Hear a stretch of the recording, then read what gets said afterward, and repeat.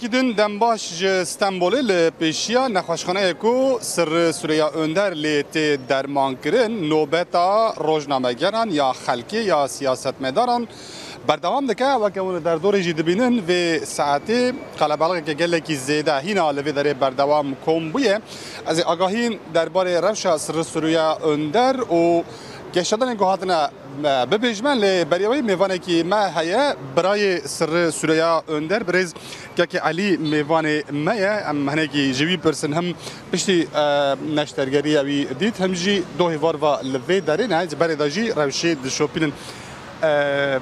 Hep sırabinin bazı hastalıklar da vardı öncesinden. Ciddi bir tedavi görüyordu. Ciddi ilaçlar da kullanıyordu. O durumla ilgili siz görüşmelerinizde neler söylüyordu? Şimdi o rahatsızlığını aslında hani tam olarak atlatma değil ama yani bu tamamı nak diyabun lebele nakhaşya kavi giran ko vara ve aste ne bu birasti yani çırina damara aortaya dil u zarar ditna kapağa yani delevi az dibejim qayje zaxta zede tansiyona zede çebu yani takana şansı ma bu ko nakhoşxana geleki nezike malawi bu u spas marat kim bu timin ambulans ve tenduristiye ko hatna ve dare pişti ku var girtin nav ambulans demek geleki kurta wi gahandın nakhoşxanaya u li dare em disa spasiya xwat xwazim peşkeşi wan bikin li nakhoşxanaya jî yani nojdar û bijîşkên baş ku di wê demê de li vê derê amade bûn û demil destwerdan kirin yani bi awayekî mucizeyî çêbûn nakhoşxaneka gelekî bi şiyana jî belê li Tirkiye di asta xwe de di qada xwe de nakhoşxaneya herî baş e di qada xwe de û tîmên herî baş li vê derê ne wiha tê gotin li vê derê neqilkirina qelb jî tê kirin ez spasiya wan hemû kesan dikim ku keda wan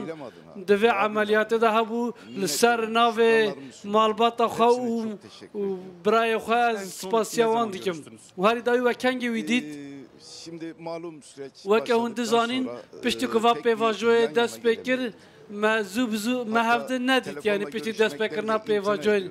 yani bi telefonê jî em pêra nedaxivîn pêvajo berdewam bû me nedixwastkam wî meşxûl bikin em bi hesasiyet tevdigeriyan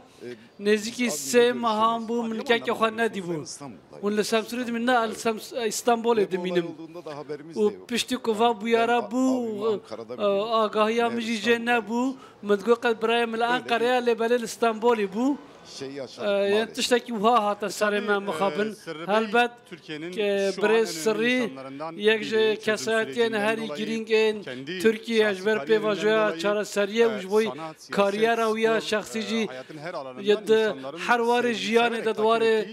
siyasetê de di warê hunerê de her kes wî dişopîne em dibînin ku serok komar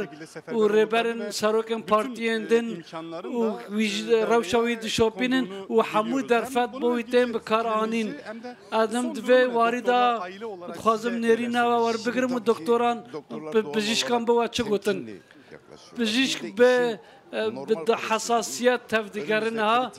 û prosedûreke girîng li pêş me heye ku dê heftê û du dem ji mêran berdewam bike ew jî mavdarin naxwazin ji cem xwe de biaxivin ku bêyî pêşbînî bikin û ew bikin di vê naverê de li welatê me li hemû welatê xwe li dervayî welat ew kesên ku hîviyên selametiyê û hîviyên başbûnê ji me re şandine em spasiya wan dikin hindek li me digerin em nikarin bersiva wan bidin û bigêjin û bersiva hemû telefonan bidin ew hemû kesên ku hîviyên xwe û diayên xwe selametiyê gihandine me ez spasî û minnetdariyê xwe دگهینمان سپاسیا حمویان دکم پرساواج از به شواز برای خواز برسوا بدم تنه نه برای ملوی ولاتی گرینگل وی ولاتی حمو مروف گرینگن جیانوی سیاسی جبو بختواریا وی گلی و آزادیا وی گلی ترخان کرد siyaset böyle bir yararlılık göstermek için yapılan sude bigine vi gelli vi milleti ev siyaset dikir kesek yok ki idealist bu az hevi dikim ko و اف ideala me berdavam be و ev ronaki netemre ev ah pewistiya wî bi mirovên wisa ku difikirin hene û bi vê helwestê xwedî vê helwestê hene dema ku helwesta we bi vî awayî be dewlet jî ji bi we re dibe û gel jî bi we re dibe û dibîne ku ev kar ji bo bercewendiyê nabe û berdêl tê dayin û berdêl ev e me weke malbat ev berdêl gelekî da bi taybetî jî birayê min ev berdêl zêde zêde da ülkemize bahar gelir. İnşallah hem hevît ki ku dê bahar were welatê me û ev tişt li paş da bimînin dê hezkirin bi ser keve Hep kendisinin söylediği şey var. Gotineka wî ye ku berdewam digot kes ji aştiyê wan da nake eger aştiyî pêk were dê her kes bi ser keve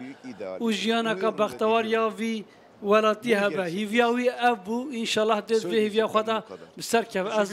ew qas dixwazim bibêjim ez hemû temaşefanan û ji we re spasiya we dikim Xwedê silametiyê bide em jî hîviyê dikin ku kekê sirrî û ew kekê sirrî ku yê me hemûyan e dê bi tendurist bibe û vegere nav me Kekê Elî birayê Sirri Süreyya Önder bû